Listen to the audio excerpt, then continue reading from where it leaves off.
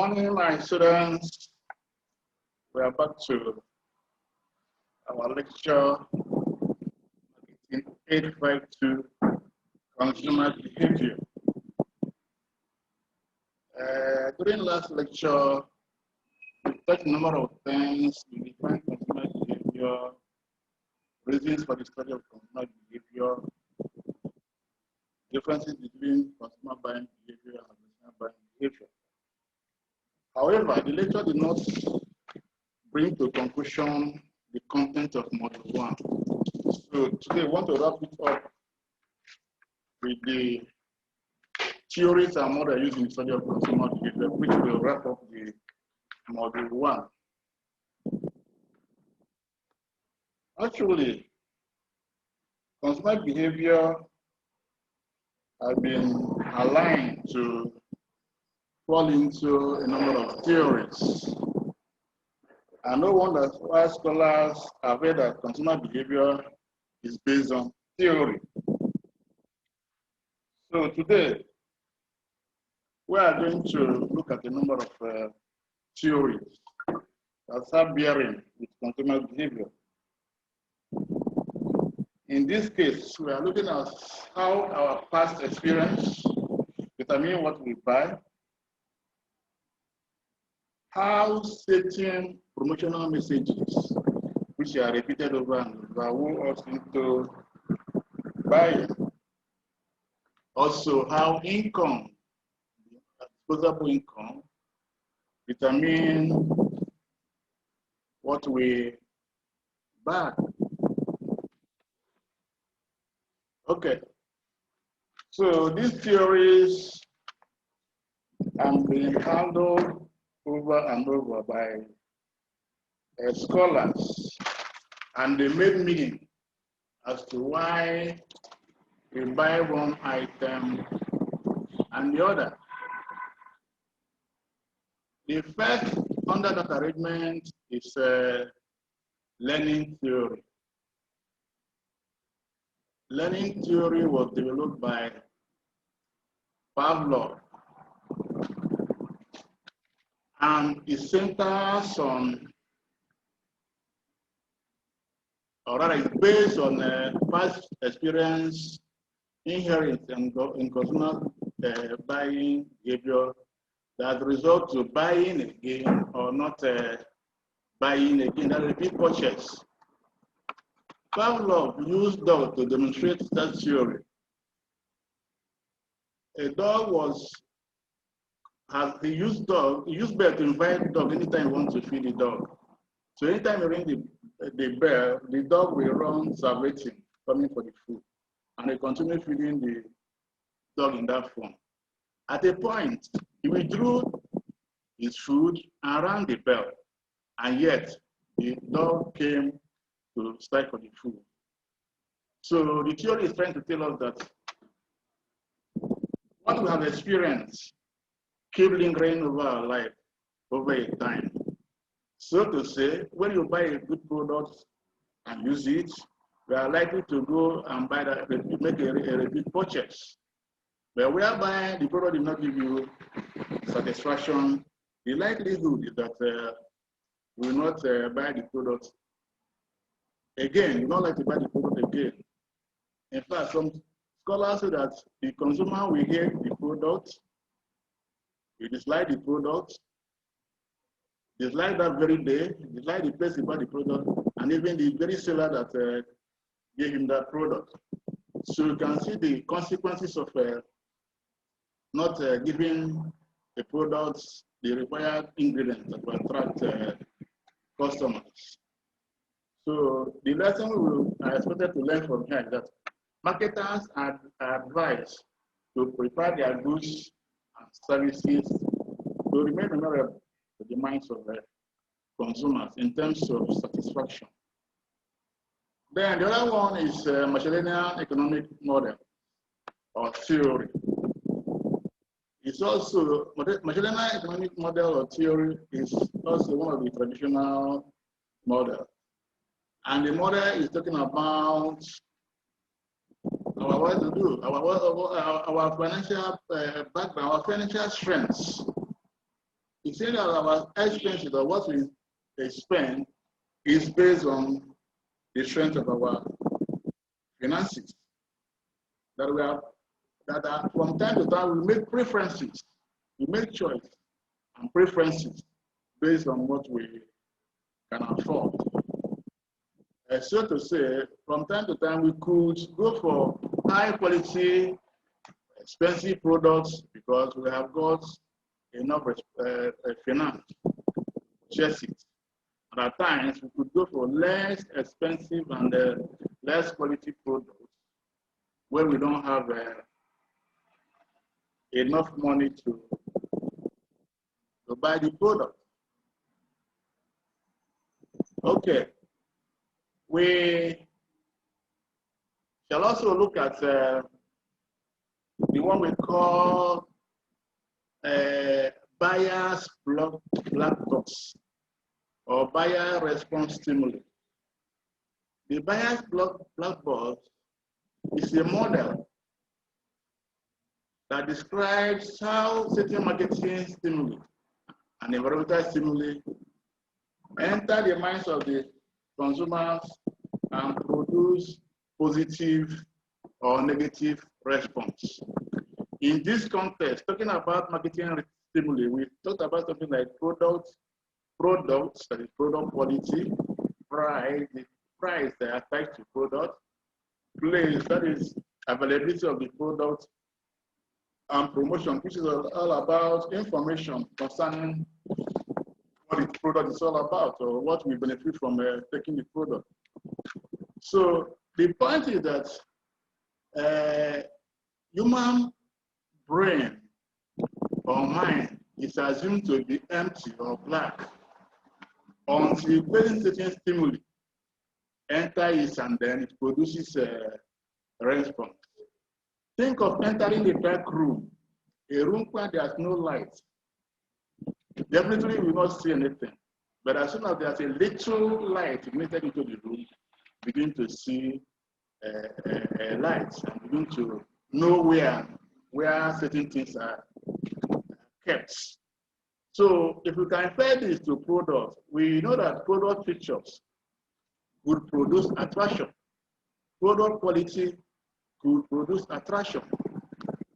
And product packaging, among others, can also attract us to buy the product. In like manner, the price of the products also is a big tool in attracting purchase.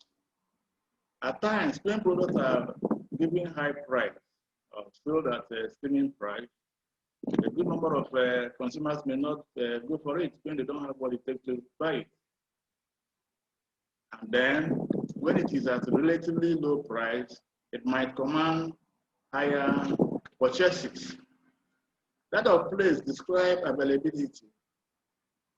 Of course, it is very clear that when the product can be reached, when we have access to the products, we are bound to go for it rather than searching far and wide for the product.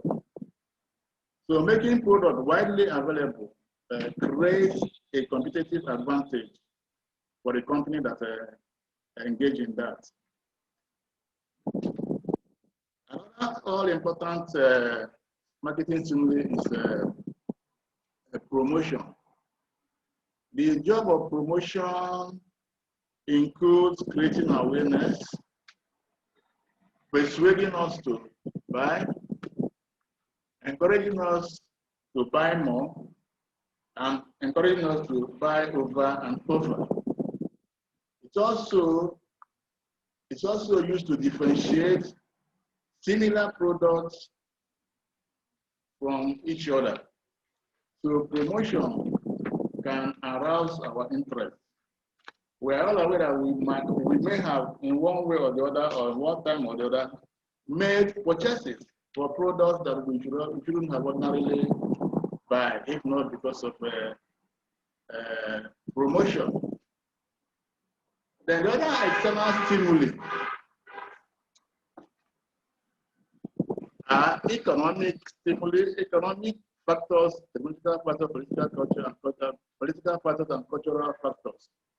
Actually, economic factors have to do with financial strength of the buyer.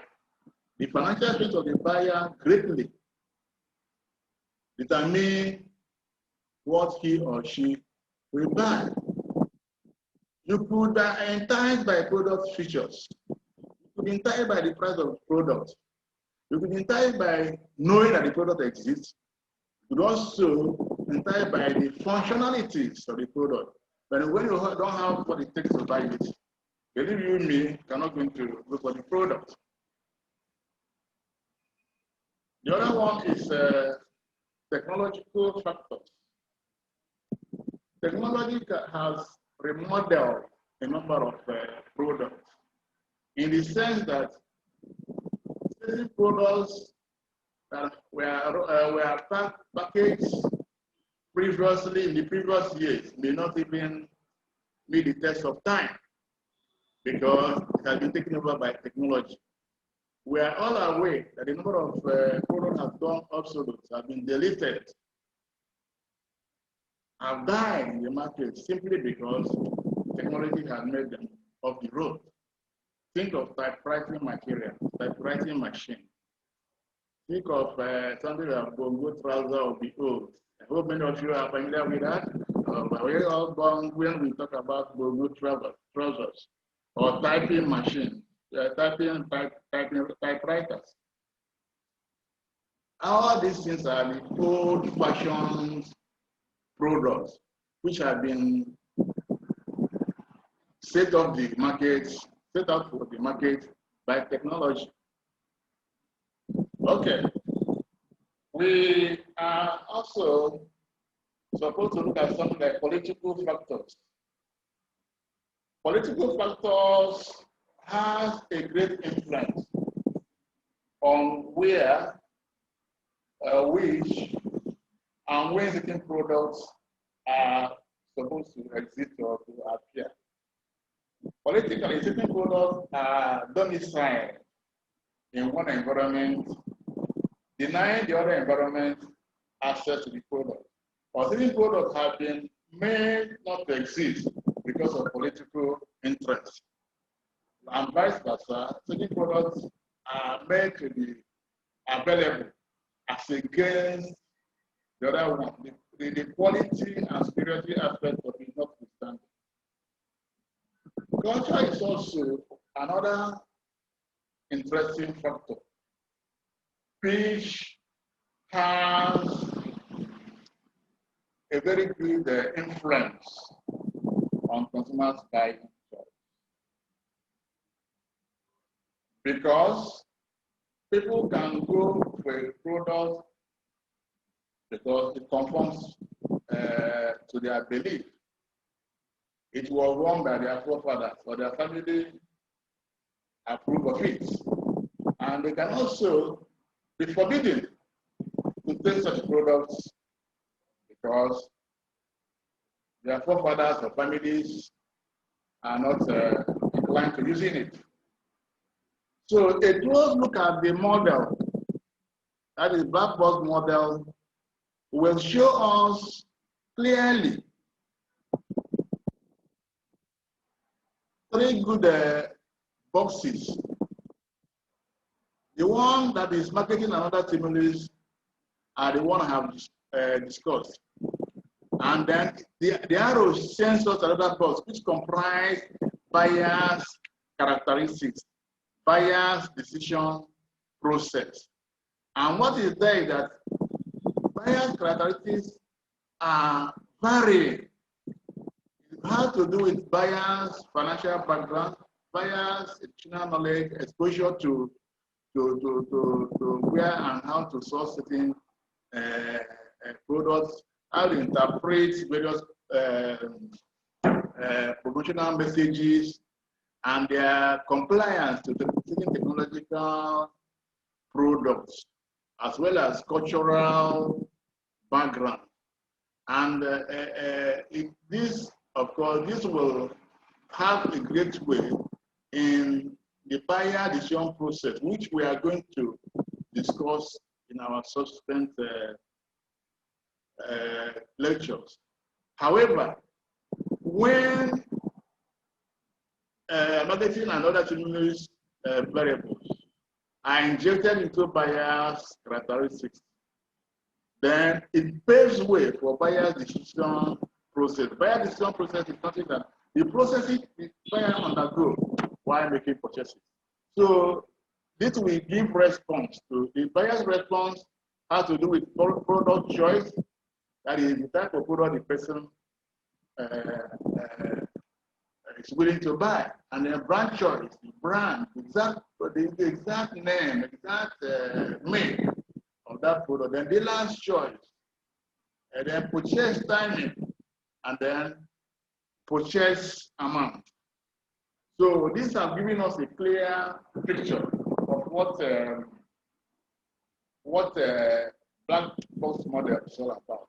And you can believe with me that it's aroused, it could easily arouse buyers' intention, easily arouse buyers to go for the product which they may not have ordinarily buy, if not because of what we have mentioned in this lecture. So we might summarize in this unit, which is the summary of module 1, unit 3, module 1, that the study of consumer behavior can be achieved through input from both traditional and contemporary models of buyers' behavior. Remember that the model I discussed, the first and second one, that's Pavlov's theory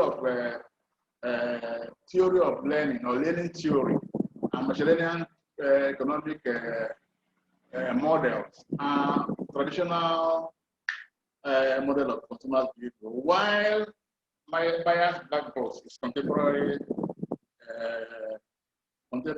buyer's behavior. So the idea is that both traditional and contemporary models has great influence in a buyer's behavior, and human brain is referred to as it's rather black box. It's not. It was erroneously typed as brain box. It's not brain box, please. Students should know that number 3 is rather black box. And I had earlier told you that human in marketing arena, when somebody has not been exposed to an item, we could say that it's black. That is, the mind is black. The mind is dark. There is no stimuli that has entered the mind to produce response. It is only when something like promotional messages, product pictures, availability of the products, and the price of the product has injected into the person's brain, that the brain becomes as a light on it, and it is when that is done that it produces a response. And then we can say that an organization that offers high quality products and services normally enjoy more loyal customers and increases sales and profit. Of course, it is obvious. When an organization offers high quality products and services, they are bound to retain customers, are bound to go for the product, and then they are bound to repeat over again. That will increase sales and profit. I must say that this is where the module 1 comes to an end, and we have come to an end for that very module, having summarized all we have discussed so far. Thank you very much. And then let's say, students are expected to raise questions, interact with, we do interactive lecturing, raise questions, discuss it in class, we have a common discussion, because as I earlier said, no lecturer has said it all, no textbook has said it all, no event has said it all. It's a combination of lecturers, textbooks, other information all around that make a complete knowledge. Thank you very much. Now, we are proceeding to our next lecture, or rather model. Of course, we are introducing a new model and the makeup, and that is module 2, and it's comprised like any other module. It's comprised like any other module, 3 units. It's comprised like any other module, 3 units.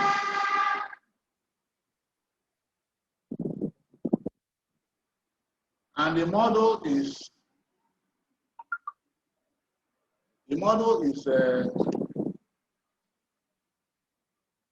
factors determining consumer behavior. Factors determining consumer behavior. Sorry, please.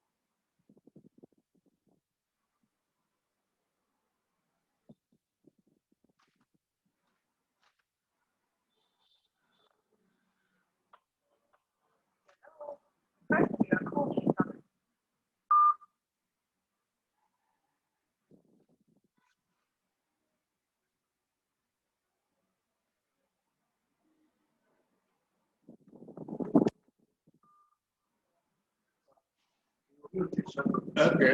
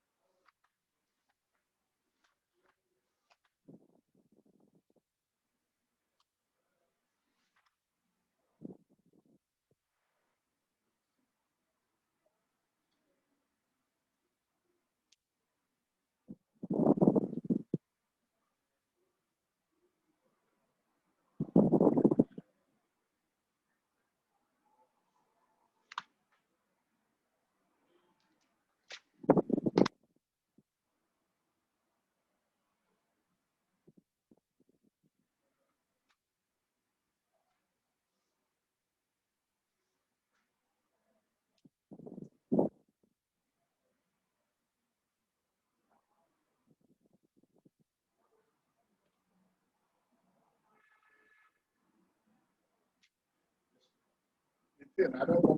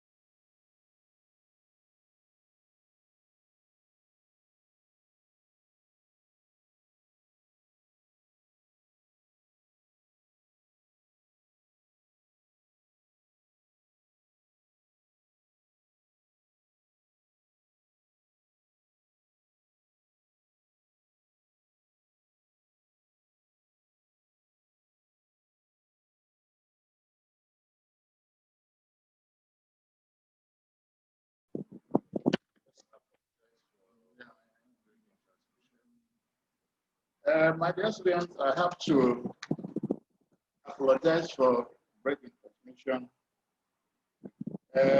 As I earlier said, today's lecture is rather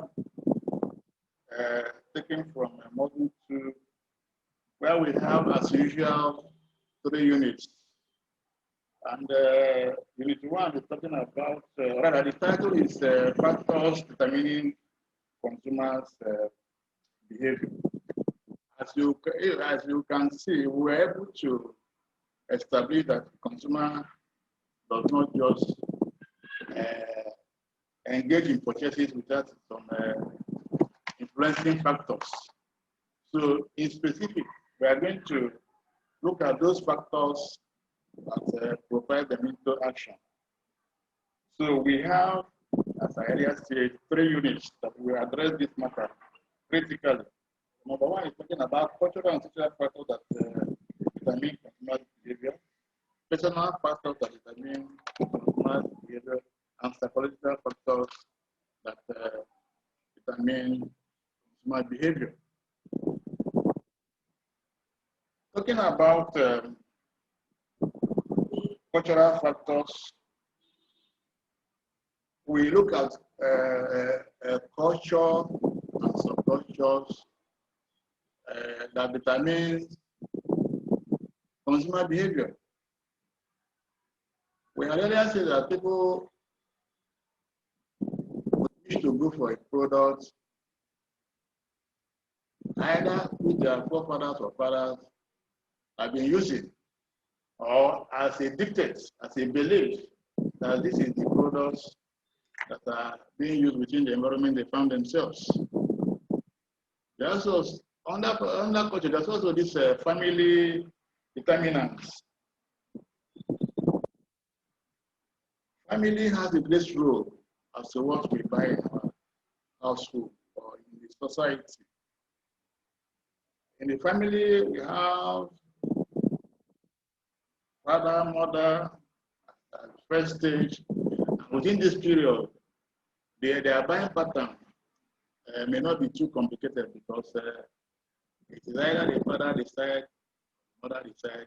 I mean, it's either the husband decide or the wife decide, or a joint decision.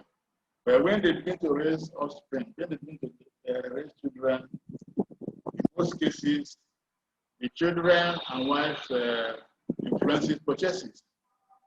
However, the influence, or rather the driving force is rather dependent on the type of product being purchased. Otherwise, when it is a high quality and sophisticated product, it is always determined by parents. And then we also look at social rules and status. Under culture, we look at social rules and status as determining consumers' behavior. And we know that the group we belong to has a great influence in what you are using or what you go for. You want to belong to a group, you want to appear like them, So that will make you to try to comply with their product usage or the type of products they use. We can equally look at the personal factors as it relates to consumer behavior. And other personal factors, we can identify things like age, occupation, personality, self-concept, among others. In some societies, we used to have what we call age grades, age mates, people born within the age bracket. In most cases, their pattern of purchasing and consumption agree. People in age bracket don't want to be looked as inferior. They try to conform to what their age group are using. They try to conform to what their age group are buying. This is also applicable to occupation. Occupation exposes us to engage in purchase of certain products.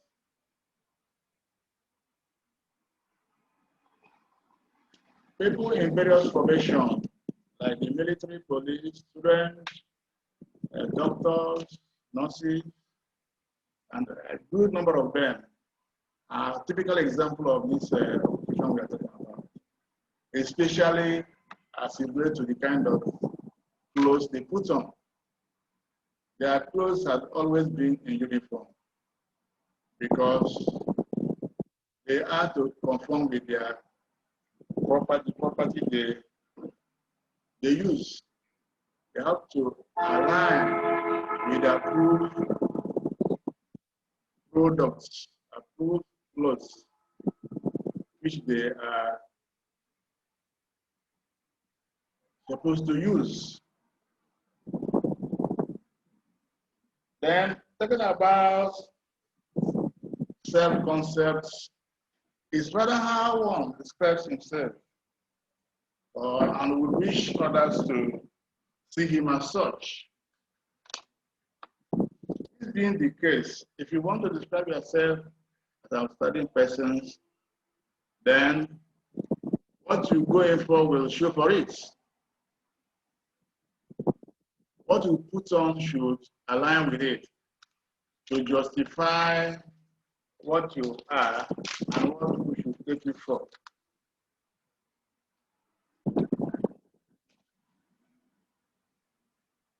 Another interesting factor as classified under this model is psychological factors. Psychological factors. Under psychological factors, we have motivation, we have perception, we have learning, we have past experience, we have beliefs and attitudes. I repeat, under psychological factors, we have motivation, we have perception, we have learning, we have belief and attitudes. We had earlier looked at promotional messages as being capable to motivate us to make a purchase. It serves as inner drives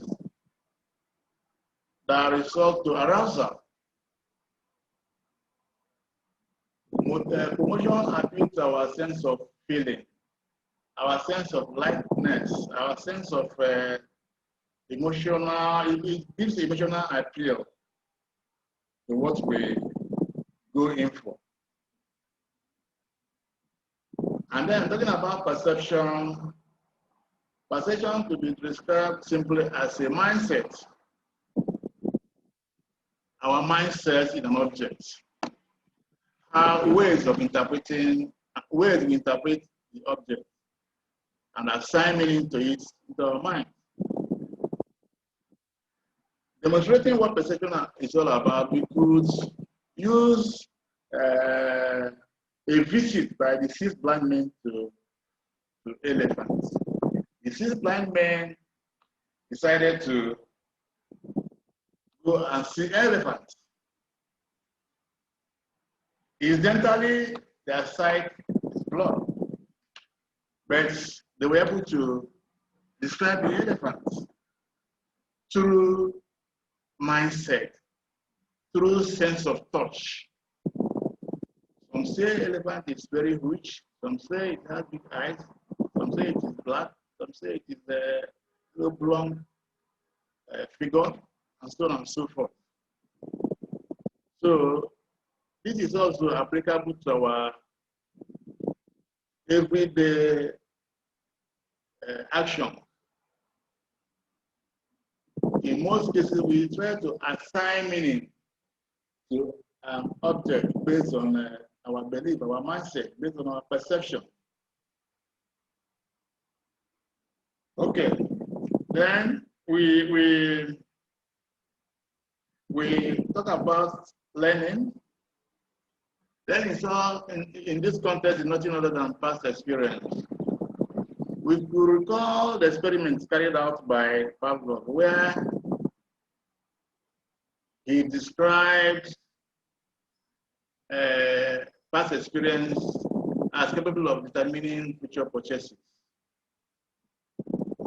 So we are trying to prove that what we had experienced in the past can make or mar a purchase. It can make or mar a purchase. When we are satisfied with our purchases, we are tempted to make a repeat purchase. We are tempted to be loyal. We are tempted to go over and over to buy the product. Even the product may have developed faults. As an individual, you can think back in a number of ways that experience such attitude, such action, where you have somebody who steadily sells the products to you, how you have committedly made purchases from him, not mind. Some unfaithful seller has used the advantage to exploit their customers. This is not a marketing practice. It is condemned marketing because you have to be honest to your customers. Okay, the other one is beliefs. Belief is nothing other than the description we attach to something. The description we attach to something, the faith, the trust we have on something. And of course, it is this belief that produce attitude. And we know that attitude will be positive or negative. Our attitude could be positive or negative, depending on the way we find ourselves after using the product, or how we mind as regard what the product is all about. One can develop positive attitude to a service, to a product or service that has given him satisfaction. He can consistently be patronizing that product, not minding the cost or the challenges he might face in going for the product. But the opposite will be the case where the product did not satisfy the consumers. Such consumers will develop a hatred with dissonance on the product. They will dislike the product the slide is seller, and even the slide place about the product. Questions are from time to time raised as to how do we reduce dissonance? Or another way around, we can say, why do organizations attempt to produce a product that may not ordinarily give consumers or customers desired satisfaction? A number of reasons in relation to this cause can be adduced. Some do that in the belief that consumers may forego the experience they have and make a repeat purchase, or that they are in sellers market where they are the sole determinant of what is offered to the buyer, or that the buyer do not have a good knowledge of the quality make of that product, or it may be a way of trying to maximize profit. We can summarize these units in this form.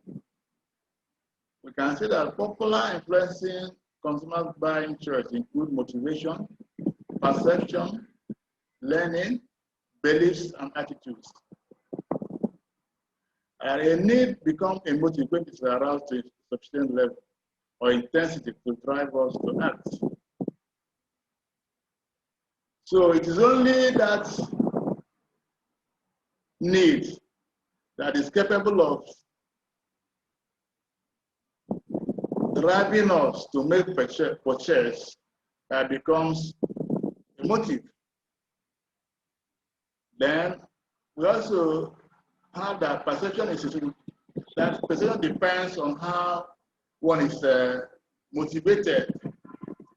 That perception is dependent on how we are motivated. And the marketers should be familiar with the learning model and should endeavor to produce products and services that produce cognitive consonance as against dissonance.